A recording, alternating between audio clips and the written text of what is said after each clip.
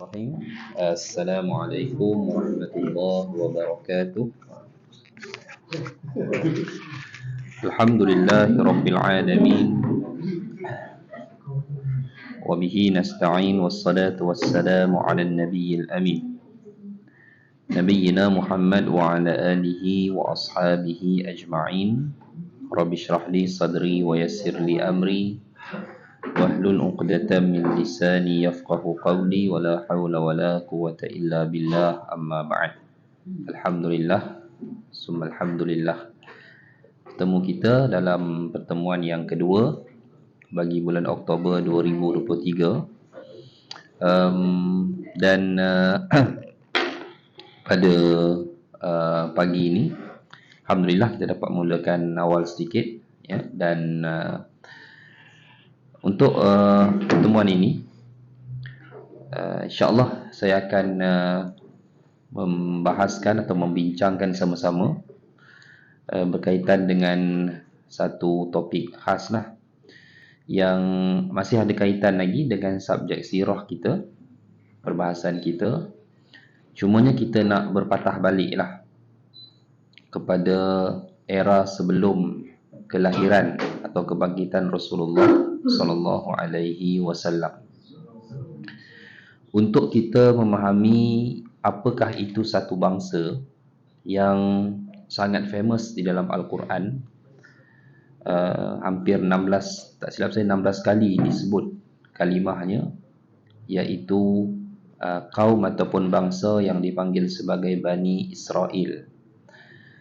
Sebab dengan apa yang berlaku pada waktu ini, melibatkan satu konflik umat Islam dan kaum Yahudi di Timur Tengah, dan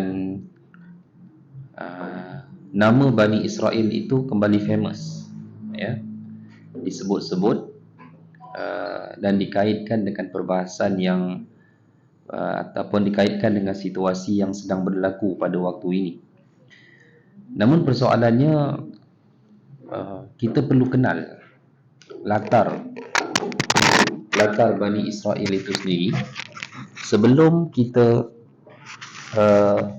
nak memahami apakah situasi yang sedang berlaku ya, pada waktu inilah, khususnya di wilayah yang bernama Palestin itu sendiri. Okey, baik. Secara umumnya memangnya baik kita kata bangsa Palestin ataupun bangsa Bani Israel, memangnya mereka memang punya sejarah pun di tanah itu.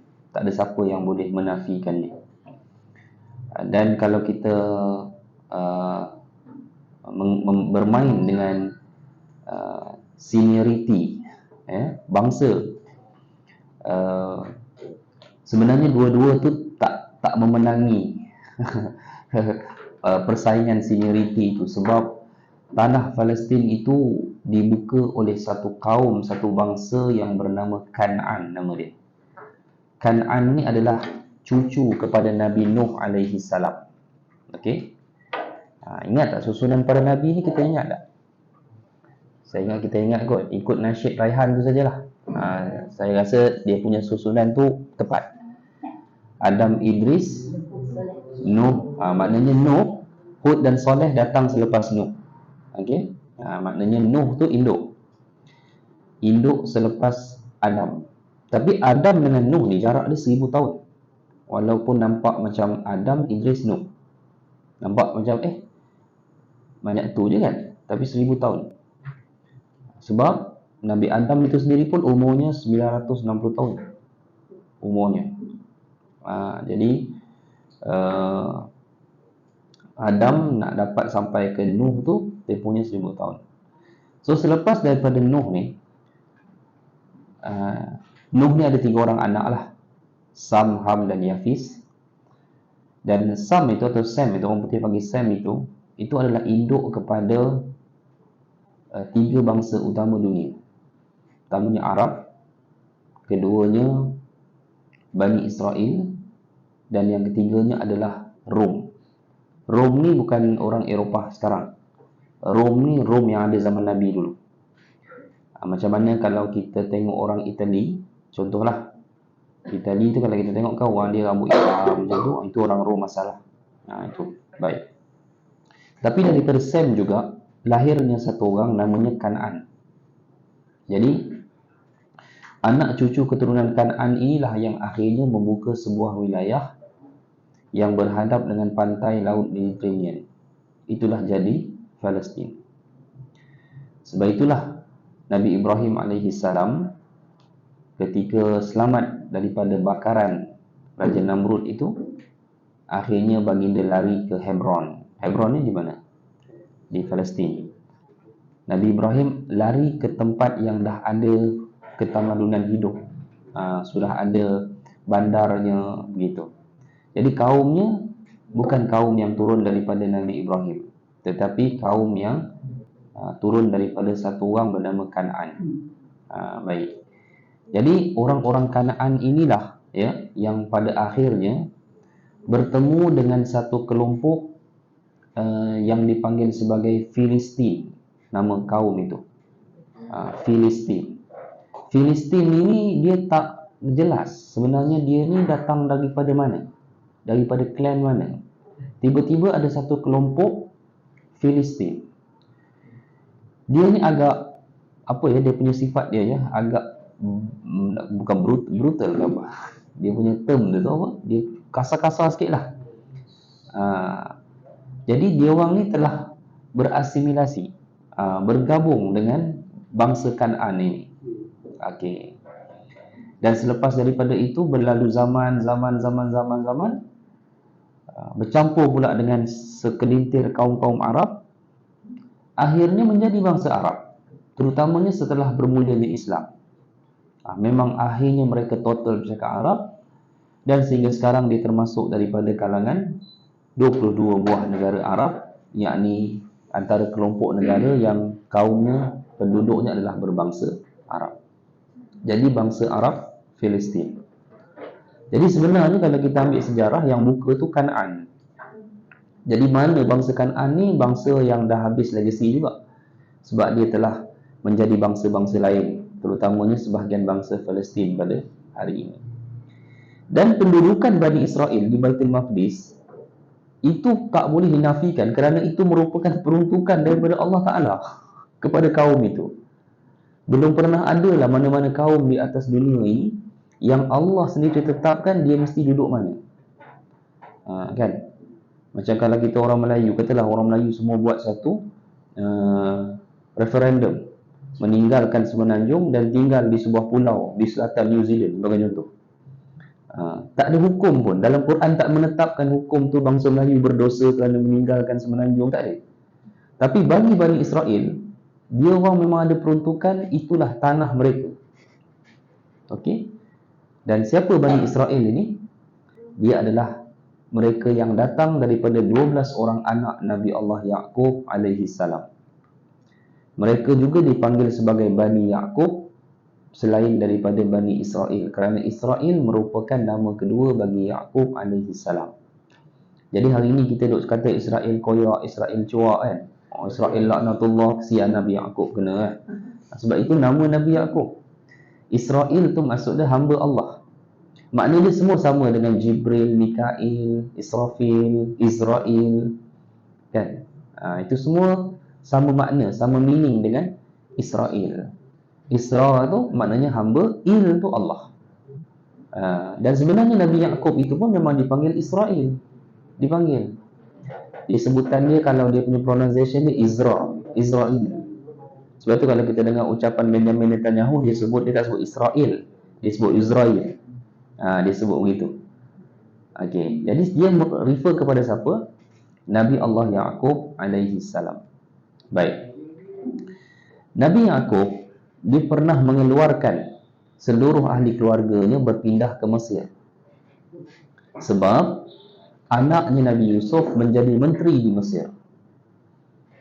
Jadi Nabi Yaqub bawa pindah keluar. Kaum keluarganya waktu itu ada 80 lebih. Tak ramailah, baru bermula kan. Anak-anak ni 12 orang, cucu-cucunya semua dibawa keluar, pindah ke Mesir. Duduk dengan Nabi Yusuf, kerana Yusuf merupakan menteri pada waktu itu. Jadi Bani Israel telah meninggalkan Baitul Maqdis dan duduk di Mesir. Berakhir era Nabi Yusuf,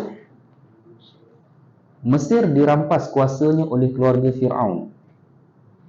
Sebab tu raja Mesir zaman Nabi Yusuf dengan raja Mesir zaman Nabi Musa orang yang berbeza. Okey. Bila dirampas kuasa oleh Fir'aun, kaum Bani Israel dianggap kaum pendatang, kaum minoriti, dan dijadikan sebagai kasta bawahan. Dalam kata lain, dizalimi jugalah. Namun dalam kalangan keluarga Bani Israel itu, Allah membangkitkan Nabi Musa untuk berhadapan dengan seorang pemerintah bernama Fir'aun.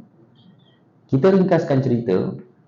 Cerita Nabi Musa dengan Fir'aun ini berakhir dengan matinya Fir'aun di Laut Mati. Tetapi Nabi Musa diperintah oleh Allah bawa keluar Bani Israel daripada Mesir. Itu bukan tempat kamu. Laut Merah. Laut Merah. Ya. Allah perintah bawa keluar. Tempat Bani Israel bukan di Mesir. Bawa balik semula ke mana? Bawa balik semula ke Baitul Maqdis. Masalah Bani Israel pada waktu itu, ni Allah cerita dalam Quran, dia tak mahu balik sebab Baitul Maqdis yang ditinggalkan dahulu oleh bapa mereka Nabi Yaqub dah dikuasai oleh satu kerajaan lain. Maka mereka tak nak berperang. Itu yang Allah Ta'ala sebut. Kaum Bani Israel sebut kepada Nabi Musa, "Izhab anta wa rabbuka faqatila innaha huna qa'idun." Wahai Musa, kamu pergilah berperang dengan Tuhan kamu dua orang.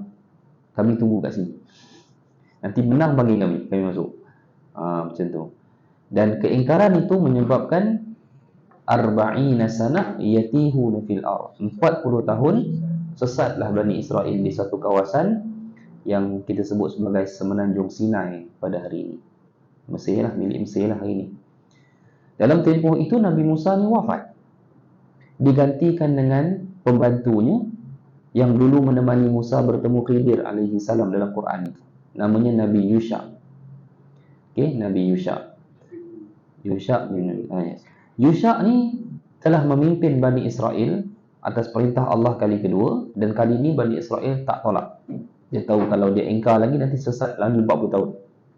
Maka dia orang berperang, menanglah mereka ke atas kerajaan yang sedang menguasai Baitul Maqdis, dan secara rasminya itulah kepulangan kembali Bani Israel ke tanah asal mereka Baitul Maqdis selepas Nabi Allah Yaqub bawa mereka keluar berpindah ke Mesir dahulu. Okey, boleh Pulangan Jalut tu bukan, belum. Belum. Okey. Jadi mereka rasa bersyukurlah dapat hidup balik, ada para nabi apa semua kan. Kemudian dengan keadaan demikian, mereka dengan sedikit demi sedikit diorang tinggalkan agama ni. Diorang tinggalkan agama. Bila diorang tinggalkan agama ni, ini bukan tinggal total ni, hidup lalai. Bukan kata tinggal terus ke tak, hidup lalai. Mula hidup dalam kelalaian.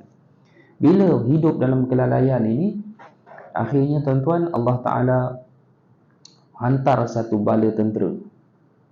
Ya, kerajaan Assyria nama dia. Bukan Syria, Assyria nama dia. Boleh bacalah, boleh search Google. Diorang ni memerangi Bani Israel di Baitul Maqdis. Dan aim mereka ni adalah untuk menamatkan keturunan Bani Israel. Sebab Assyria ni dia sembah berhala, dia ahlu syirik. Kepala yang dia sembah itu adalah iblis. Jadi bagi dia membunuh Bani Israel bererti menamatkan para nabi. Jadi dia bunuh selagi boleh. Selagi boleh kaum-kaum lelaki Bani Israel ini dibunuh waktu itu. Adalah tinggal saki-baki, tak ramai. Dan pada waktu itu Bani Israel menyedari bahawa tidak ada lagi nabi yang hidup di kalangan mereka. Dan keyakinan mereka, bila mereka hidup tanpa nabi, mereka akan jatuh ke lembah kehinaan. Maka mereka telah mencari-cari kalau ada kanak-kanak lelaki Bani Israel, atau kalau tidak pun wanita yang sedang hamil dari kalangan Bani Israel, moga-moga kita harapkan anak itu lahir sebagai seorang lelaki dan diangkat menjadi nabi kita nanti. Jumpalah seorang wanita yang bukan berbangsa Bani Israel, tetapi suami dia Bani Israel. Suaminya mati dibunuh. Jadi wanita ini telah dipelihara, dan rabai-rabai Yahudi, pendeta Yahudi pada waktu itu, kalangan Bani Israel ini, hari-hari mereka berdoa agar anak itu akan lahir sebagai seorang anak lelaki. Sampailah hari ketika dia bersalin, lahir anak lelaki. Dengan lahir anak lelaki itu, mereka menamakannya dengan Samuel, ataupun Samuel tu sebutan Hebrew lah. Samuel. Orang putih panggil Samuel. Makna Samuel itu adalah tu apa? Il belakang tu Allah. Samuel itu maknanya Sami'allah. Apa makna Sami'allah? Kita baca dalam I'tidal tu, Allah telah mendengar. Maknanya apa? Allah telah mendengar doa mereka, lahir anak lelaki.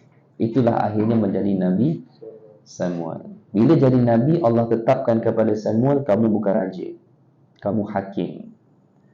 Maknanya apa? Allah menetapkan melalui perantaraan Nabi-Nya Nabi Samuel, Bani Israel belum lagi diperuntukkan untuk ada balik kerajaan. Sebab apa?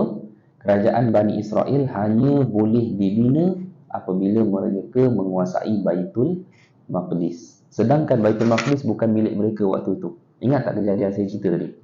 Okey. Maka dengan demikian, sampailah perintah Allah, kamu boleh membina kerajaan, tapi syaratnya apa? Kamu kena memerangi kerajaan Assyria yang sedang menakluk Baitul Maqdis. Rajanya pada waktu itu adalah Jalut, yang Allah rakam dalam Al-Quran itu. Okey. Masalah Bani Israel ni pula, dia kata tak fair lah. Dia kata, macam mana satu kerajaan yang punya raja namanya Jalut nak perang dengan kita yang tak ada kerajaan? Makanya kalau nak kami berperang, kata Bani Israel, ya, sampaikan kepada Tuhanmu, dia orang kata kepada Nabi Samuel, pilih salah seorang daripada kita menjadi raja dulu. Maka Allah perkenankan. Allah telah memilih seorang pengembala kambing, orang yang miskin, nama dia Talut. Kita nak beza mana baik mana jahat, Talut, Jalut. Ingat, Jalut tu J, jahat. Macam tu je lah. Senang. Kalau tak ditukar. Okey. Talut ni orang miskin, pengembala kambing, tapi soleh. Orang yang kuat berpegang kepada kitab. Ya. Dia dipilih menjadi raja, ditabalkan oleh Nabi Samuel waktu itu. Okey, diurapi. Ya. Saya cakap yang gembala kambing tu buat beragama dan berdoa, tapi tak apa Taurat. Dia Bani Israel ni sepanjang zaman adalah Taurat sehingga Nabi Isa. Sebab Nabi Isa bawa kitab baru, Injil. Macam. Baik. Lalu Bani Israel waktu tu, kalau siapa jadi raja, dia ada satu ritual. Tapi jangan kata syirik, ini ritual agama dia. Dia diurapi dengan ada minyak dia pada badan dia itu. Macam tu. Tak tahu lah minyak apa. Tapi dan mereka perlu duduk ketika diurapi itu, duduk di atas bantal emas milik Nabi Yaqub. Ritual ni dibuat di England masa pertabalan Melayu.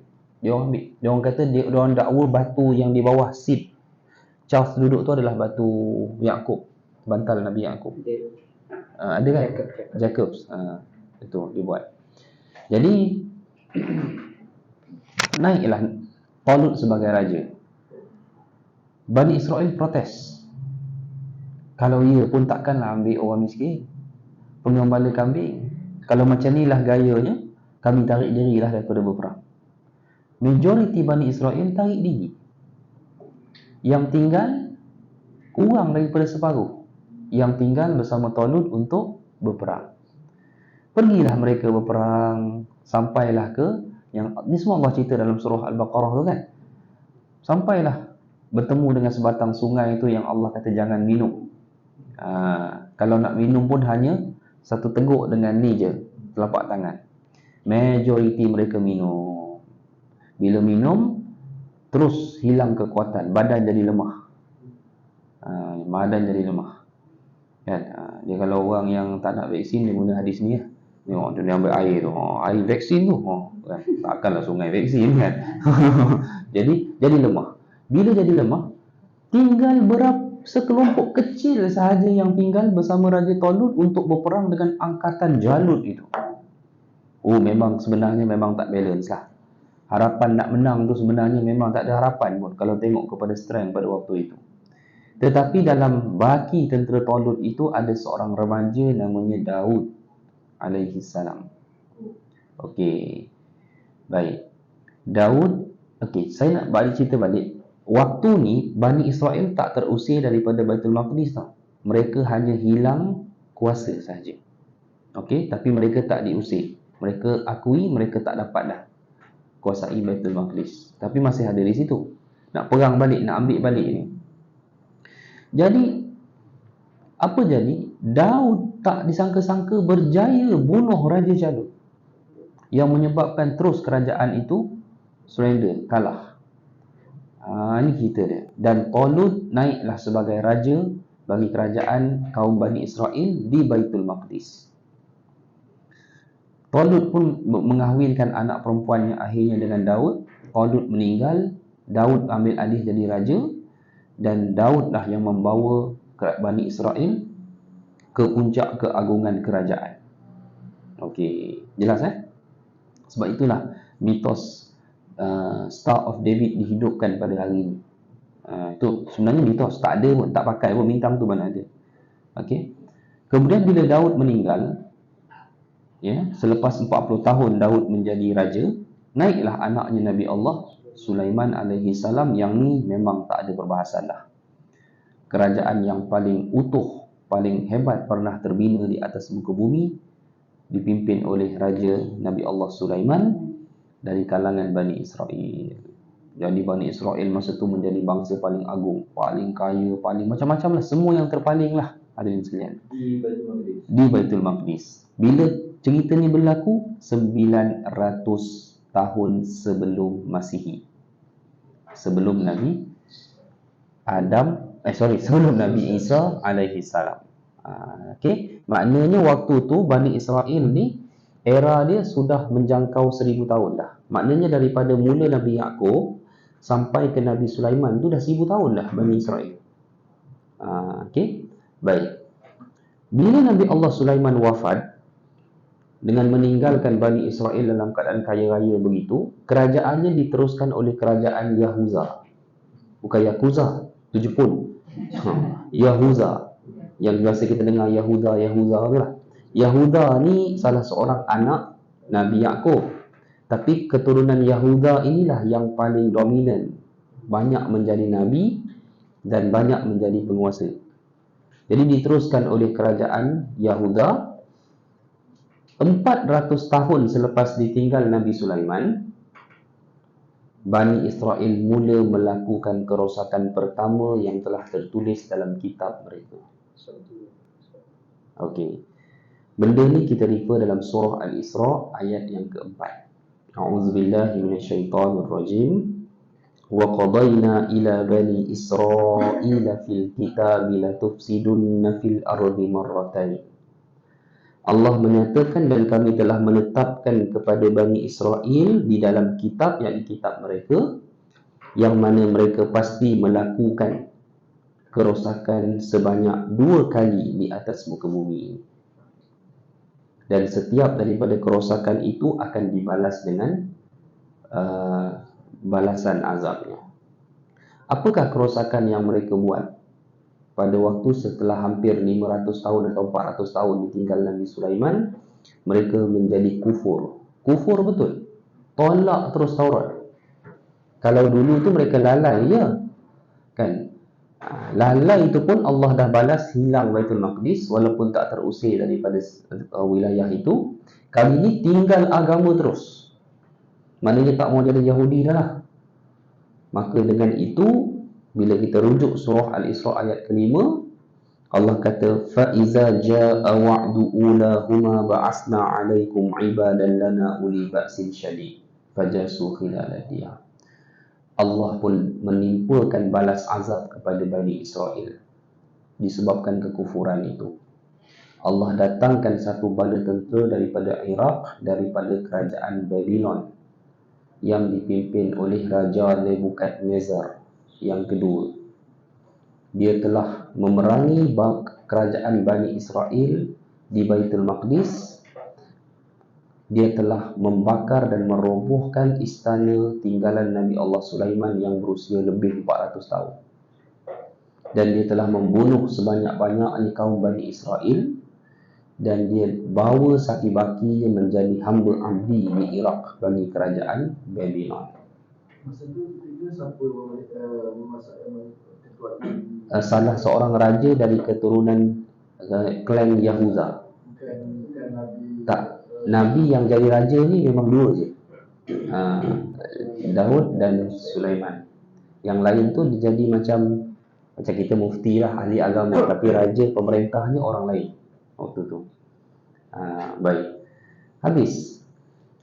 Kosonglah Baitul Maqdis daripada orang-orang Bani Israel, so dibawa ke Iraq. Di sana jadikan hamba abdi. Baik. Cumanya Allah selamatkan Bani Israel. Ya. Allah kata apa? Tsumma radadna lakumul karrata 'alaihim. Lalu selepas itu kami kembalikan mereka semula, yakni ke Baitul Maqdis. Surah Al-Isra juga ayat yang ke-6. Ya. Kita perbahasan kita ayat 4 hingga 7. Baik. Macam mana Bani Israel boleh selamat daripada cengkaman ataupun penghambaan kerajaan Babylon sehingga masuk semula balik ke Baitul Maqdis? Ingat lagi tak saya ada cerita sebelum ni? Allah hantar siapa? Zulkarnain, ataupun dalam sejarah dunia dipanggil Cyrus the Great, daripada kerajaan Farsi. Apa nama kerajaan tu? Akanid atau begitu kerajaan dia. Dia datang dan dia hancurkan kaum ataupun kerajaan Babylon. Habis. Berhala-berhala yang mereka sembah tu semua dihancurkan. Dan Zulkarnain telah membuka ruang dan jalan untuk Bani Israel balik semula ke Baitul Maqdis dan bina semula kerajaan. Ini yang Allah sebut dalam ayat yang ke-6. Dia orang berjaya bina balik kerajaan. Wa amdadnakum bi amwali wa bani.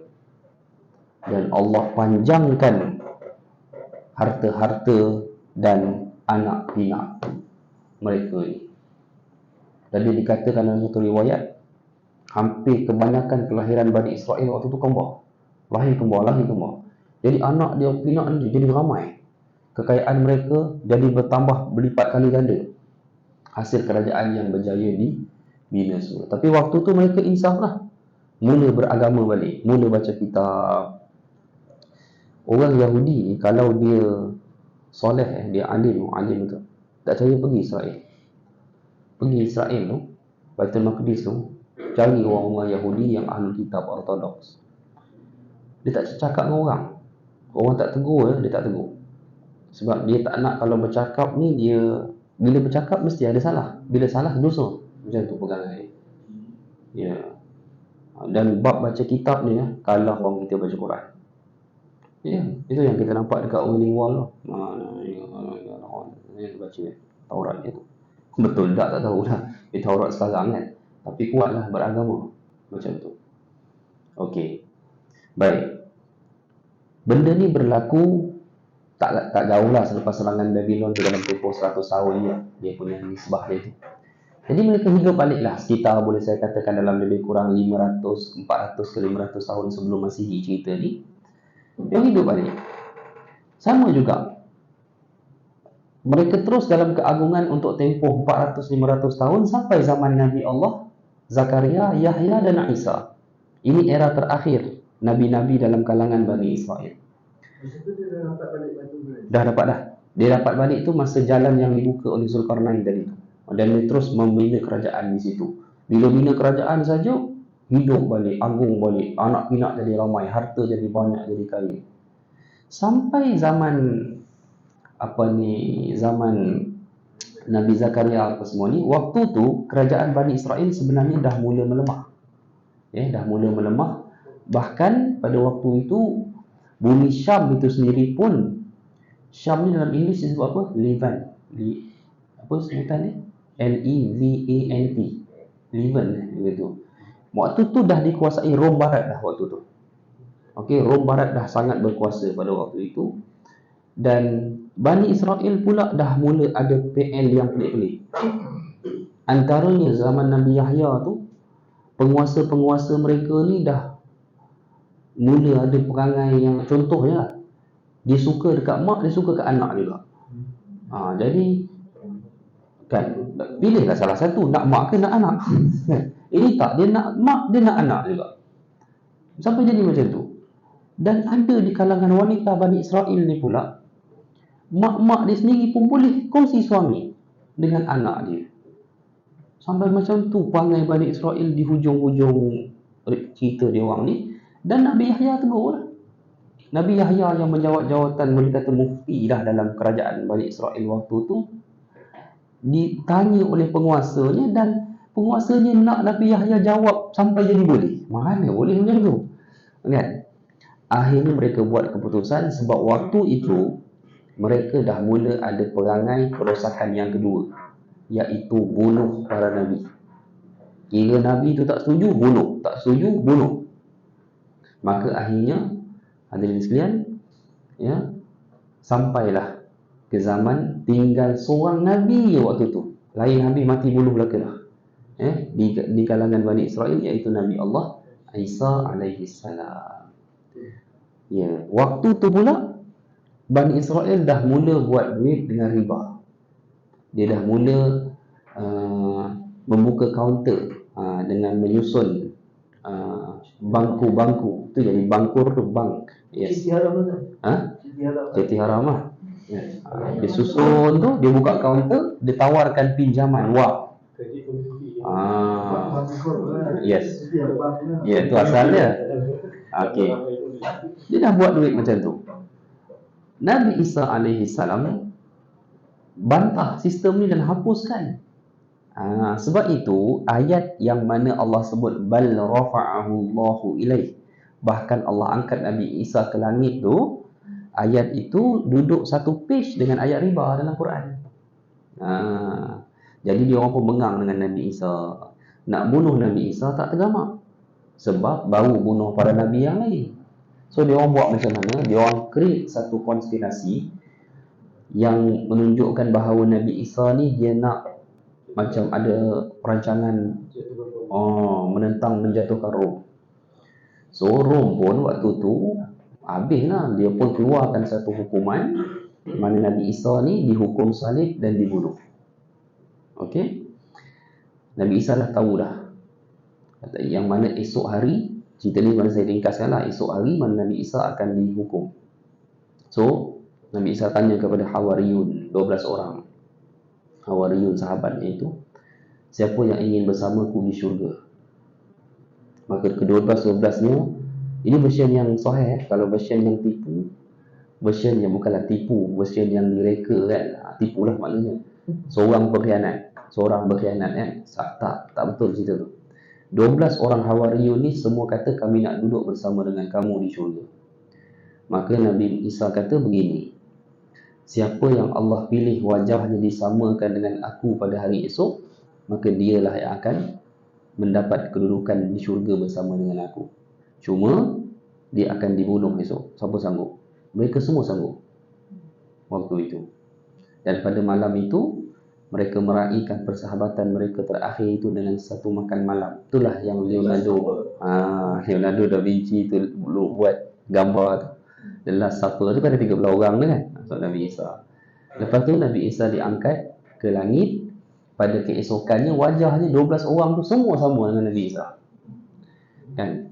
Dan Allah rezekikan salah seorangnya ditangkap terlebih dahulu. Dialah yang disalib dan dialah yang dibunuh. Yang 12 orang tu, tapi dapat dia dulu. Bila dapat dia dulu, maka yang lain tu bila tengok dah ditangkap, dibunuh, yang lain tu semua lari, keluar daripada Baitul Maqdis itu, menyampaikan ajaran lah, menyampaikan ajaran-ajaran Injil itu yang sampai ke zaman Nabi dipanggil Ahlul Kitab. Tapi wajah mereka tu semua sama wajah Isa.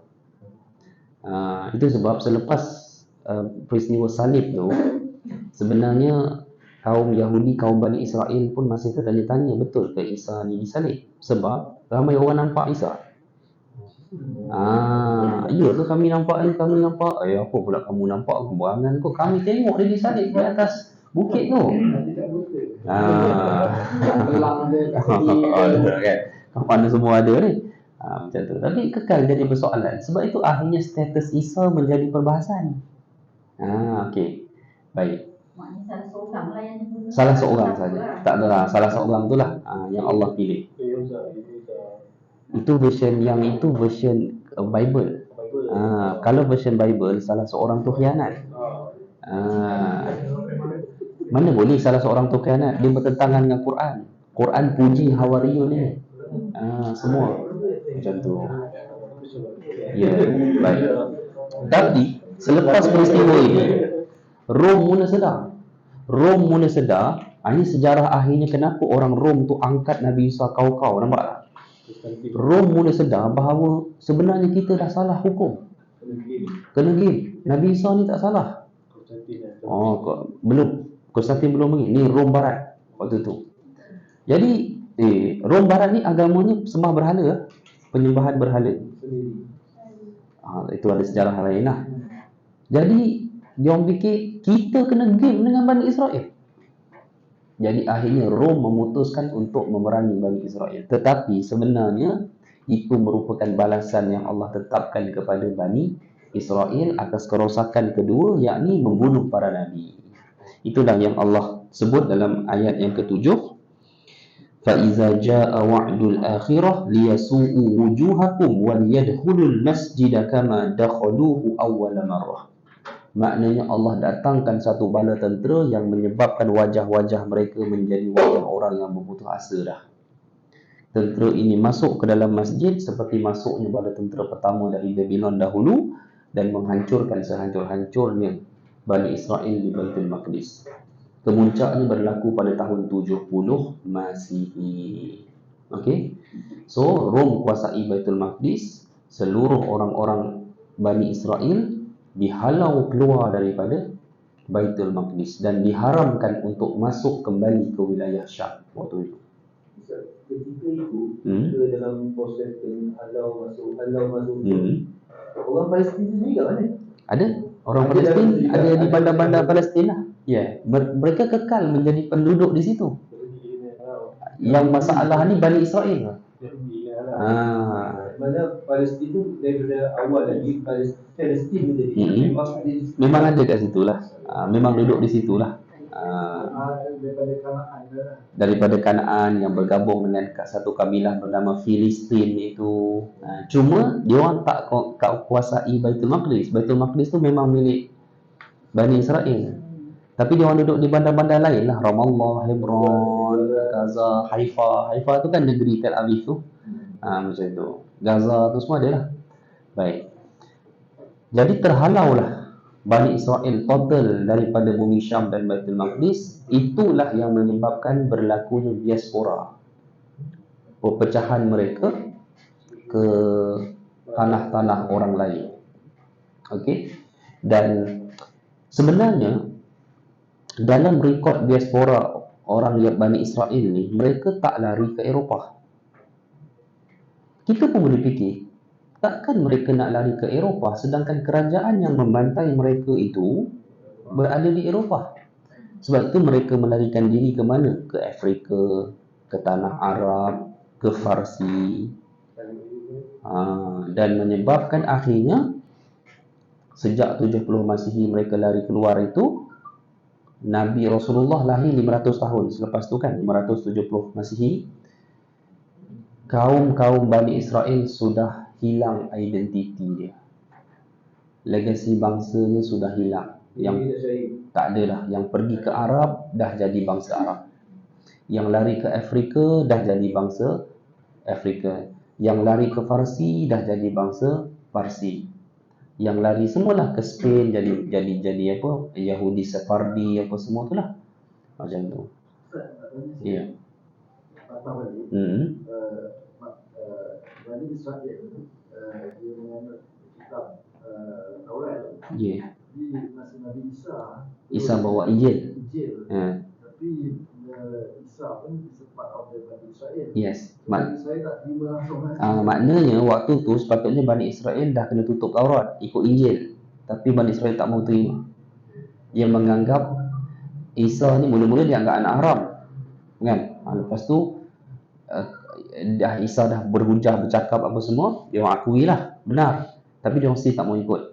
Dia anggap Isa sebagai seorang Bani Israel yang murtad kerana meninggalkan kitab Taurat. Begitu. Sebab itu Injil tak dianuti oleh saki-baki kaum tu. Injil dianuti oleh kaum lain pada hari ini. Yang Hawariyun bawa. Hawariyun tu meneruskan ajaran Injil yang sahih. Wujud golongan ahlul kitab yang tak pernah syirikkan Nabi Isa alaihissalam, yang tak pernah menyatakan Isa anak Allah. Itu wujud sampai zaman Nabi. Macam Waraqah ibn Naufal tu lah, bapa saudara Khadijah itu. Baik. Jadi waktu zaman Nabi, tak payah ambil zaman kita, waktu zaman Nabi dah tak ada dah Bani Israel tu sebenarnya. Ya, dia dah jadi bangsa-bangsa lain yang sebahagiannya kekal atas agama Yahudi. Itulah yang kita jumpa Yahudi di Madinah tu. Bani Nadir, Bani Quraizah, Bani Qainuqa, namanya apa? Abdullah bin Salam, Abu Yasir, Huyai. Isteri Nabi tu nama Sofiyah binti Huyai bin Akhtab. Yahudi. Tapi nama Arab. Bangsa Arab, cakap Arab, tinggal di tanah Arab. Ini dia. Jadi dah tak ada Bani Israel. Sebab tu saya nak kita faham, bila kita bercerita tentang Zionis, Yahudi, perang Palestin, kita kena separate dengan Bani Israel. Sebab apa? Ini bukan cerita Bani Israel. Bani Israel tu dah tak ada dah. Bahkan sebahagian besar Yahudi yang tinggal di tanah Arab itu pun, after zaman Islam, kebanyakan mereka akhirnya memeluk Islam dan berkahwin campur dengan orang-orang Arab pada waktu itu. Dah jadi orang Arab. Di Mesir ada Yahudi, ramai juga Yahudi yang saki-baki yang tinggal di utara Afrika. Majoriti masuk Islam. Sebahagian besar migrate ke Eropah, duduk di Amerika, kan jadi orang jadi berkerjaya kat sana lah. Dulu tengok apa ni? Masa yang pecah tu, Yahudi pecah tu, ada teori yang kata pada profesor apa yang dia kata kita ni orang Melayu ni part of the DNA. Sebab ada yang lari ke sini. Yes, bila lari ke sini dia ada clan. Yang itu mahal-mahal tu. Betul lah profesor tu cakap yang Yes. DNA Yahudi Betul. Kalau cek orang kita, dia ada DNA percentage DNA Middle East. Kalau dia tak Arab dia Yahudi. Ada jual barang mahal.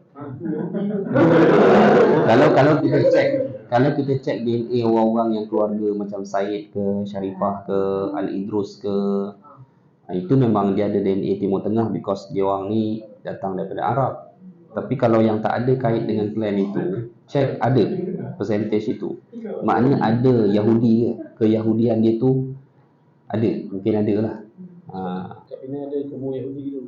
Cuma dia banyak kalau ikut ayah lah. Macam saya tak kuat lah sebab saya ni yang saya ada clan Yahudi ni. Pelik kan?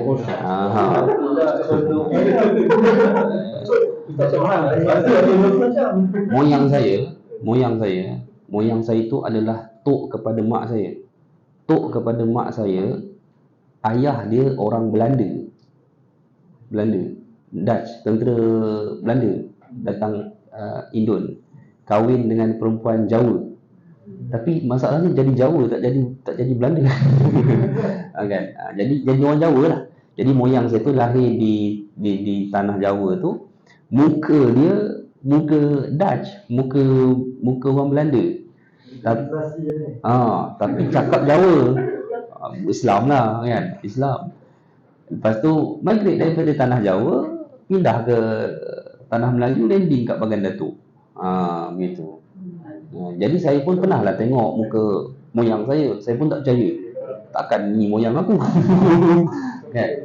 Tu cerita dia lah dulu kan. Tapi kalau nak kata genetik tu sebab dia belah mak saya kan, jadi mungkin macam tu lah. Okey, jadi kita kena faham ya. Yang Bani Jawi tu Jawi itu memang Jawi. Jawi itu dikatakan datang daripada keturunan Javan. Javan itu adalah salah seorang daripada anak Yafis bin Nuh. Yang kita cerita Rom, Arab, Bani Israel itu daripada Sam bin Nuh. Kita ni Yafis bin Nuh. Jauh lagi. Jauh. Orang timur. Jauh.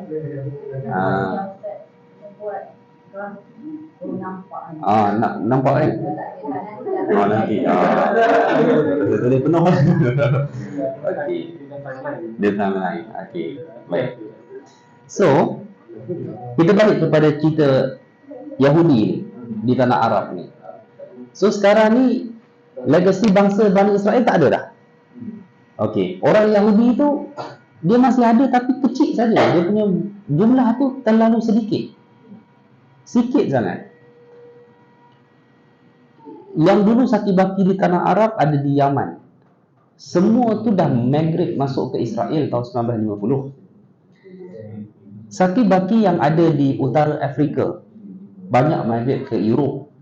Pindah ke apa ni? US.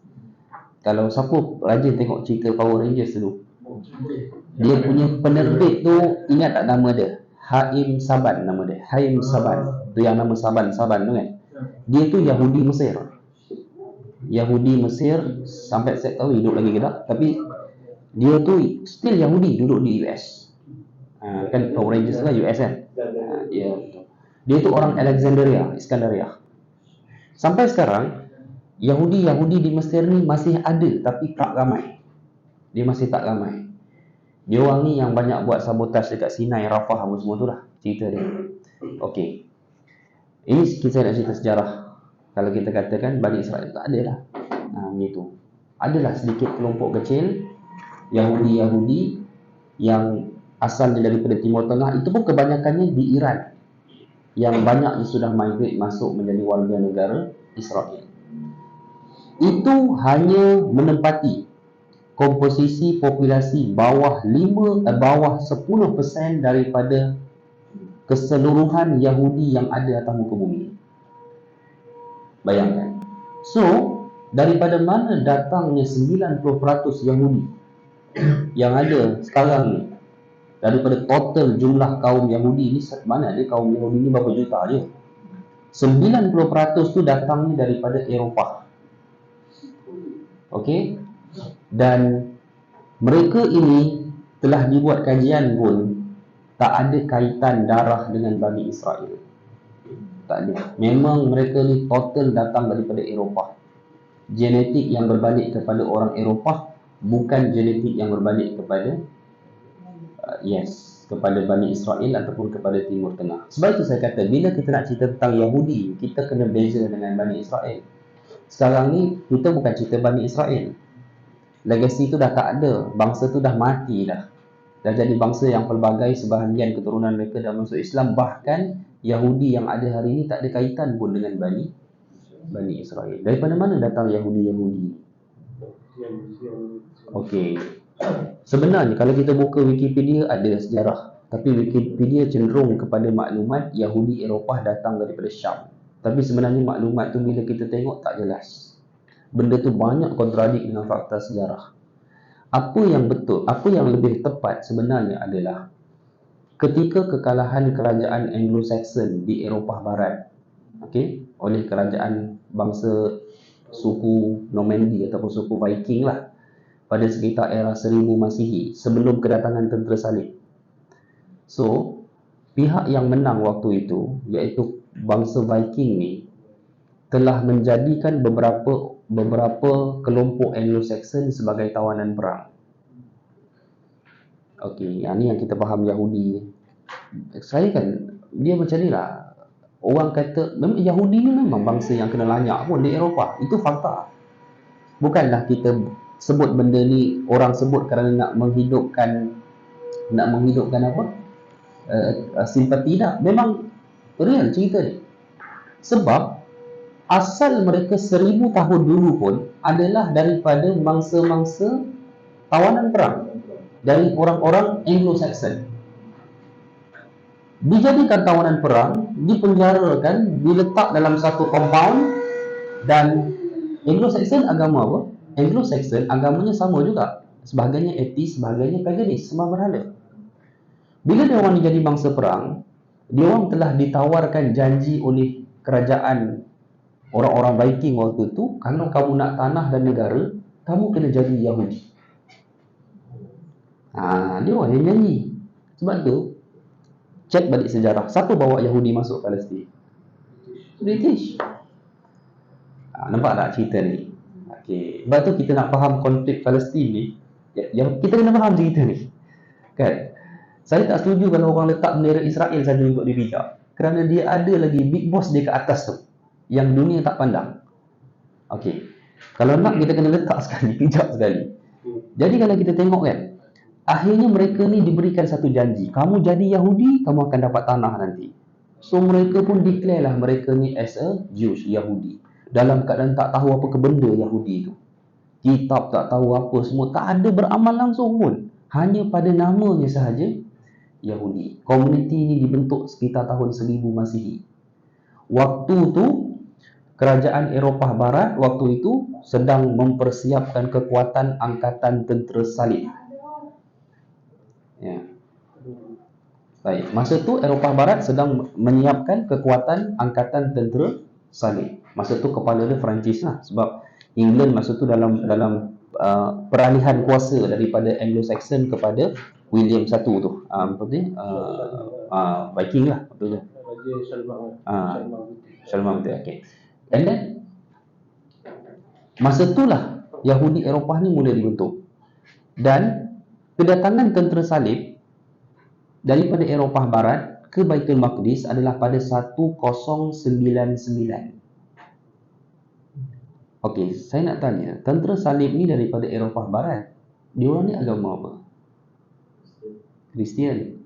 Kalau ikut sebenar kerajaan dia tu bukan Kristian pun, tapi dia orang ni bergerak di atas bless daripada gereja Katolik, kerana mereka berjaya memainkan sentimen orang-orang Kristian di Baitul Maqdis dilanyak oleh orang-orang kerajaan Islam. Tapi betul ke tak betul? Betul, benda tu berlaku. Tetapi harus diingat sejak daripada dominasi kerajaan Islam dan Palestin dikuasai kerajaan Fatimiyah.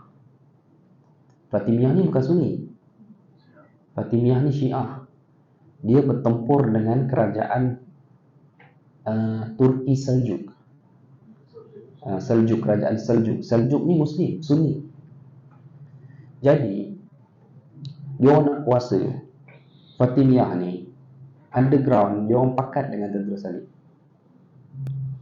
Dia orang allow tentera salib datang, korang ambil lah Baitul Maqdis ni, support kami jadi penguasa besar di Timur Tengah. Sebab tu masa kedatangan tentera salib, Fatimiyah tak buat apa-apa langsung. Bahkan seakan membuka jalan. Ni kalau nak kenal Syiah ni siapa. Hari ni orang percaya Iran nak bebaskan Palestin. Kalau kita buka sejarah, kita akan tahu realiti dia. So sebab itulah tentera salib dapat Baitul Maqdis dengan begitu mudah waktu itu. Tapi kita harus ingat, Yahudi tak ada kat sini. Dia orang bukan Yahudi pun, tapi dia orang lah yang beria-ria sampai 170 tahun berusaha untuk takluk Baitul Maqdis. Pada 1067, waktu tu kerajaan Seljuk dikuasai oleh Sultan Zengid Nuruddin namanya. Panglima tentera dia, panglima baru anak muda yang naik, namanya Salahuddin. Ni belum muncul nama Salahuddin. Rancangan pembebasan Baitul Maqdis berlaku. Tetapi Sultan Zengid kata, tak ada guna kita perang dengan tentera salib nak bebaskan Baitul Maqdis selagi ada pengkhianat di kalangan kita sendiri. Sebab tu Sultan Zengid telah mengarahkan Salahuddin Al-Ayyubi memerangi kerajaan Fatimiyah di Mesir. Waktu tu kalah Fatimiyah. Mesir bertukar menjadi sebuah kerajaan Sunni, negara Sunni Universiti Al-Azhar yang ditubuhkan Fatimiyah bertukar menjadi Universiti Ahli Sunnah. Orang-orang Syiah lari kebanyakannya lari ke Isfahan dan Iran, Tehran apa semua tu. Berkelompoklah mereka di sana. 10 tahun lepas kejatuhan Fatimiyah Syiah, barulah Salahuddin menggerakkan tenteranya berjaya membebaskan Baitul Maqdis pada 1183 Masihi. Ini sejarah dia. Dan selepas daripada itu, tentera salib berusaha lagi untuk tempoh 100 tahun yang berbaki. Sebab tu siri perang salib ni sampai perang salib yang ke-9. Dan pada waktu tu hampir gagal lah. Hampir gagal. Memang dia orang tak boleh nak makan pun, tak boleh nak ambil pun Baitul Maqdis sebab tak ada pengkhianat. Nak guna siapa? Pengkhianat ni dia macam ni. Kita ingat masa Amerika masuk Iraq tahun 2003. Masa dia nak tumbangkan kerajaan Saddam Hussein, dia guna siapa? Dia guna wilayah Najaf di Iraq. Wilayah Najaf adalah wilayah yang parti politik pemerintah dia adalah Syiah. Pembangkang. Kepala dia waktu tu Muqtada Al-Sadar, sampai sekarang ada lagi. Dia ada Mursyidul pula apa? Ya. Ayatullah dia lah. Duduk atas tu. Tak mursyid sebenarnya, dia panggil mursyid. Mursyid tu apa? Bahasa Arab dia pembimbing tu, penasihat. Ayatullah Ali Sistani. Kawan tu pun hidup lagi. Tua dah sampai sekarang. Dia orang ni bagi jalan US masuk secara ground. Asalkan US jatuhkan Saddam Hussein, hancur-hancurlah. Sebab bagi dia, sebab tu kebanyakan bandar yang hancur diserang US adalah bandar Sunni. Bila US menang, penubuhan baru kerajaan Iraq, siapa naik Perdana Menteri dia? Syiah, Nuri Al-Maliki. Nampak? Macam tu dah dulu. 1000 tahun dulu macam tu juga perangai dia.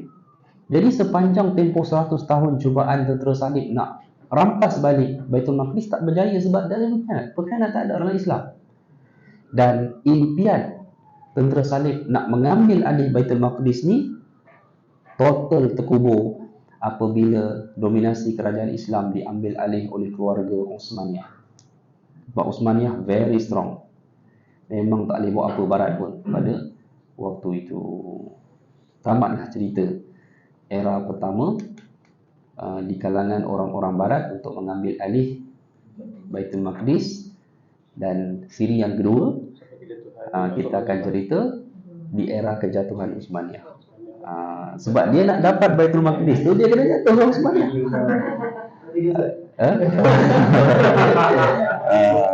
Yang ni hadirin sekalian, bila kita masuk siri yang kedua ni, kita baru faham sebenarnya apa yang berlaku. Kenapa negara Arab tak nak perang? Kan? Dia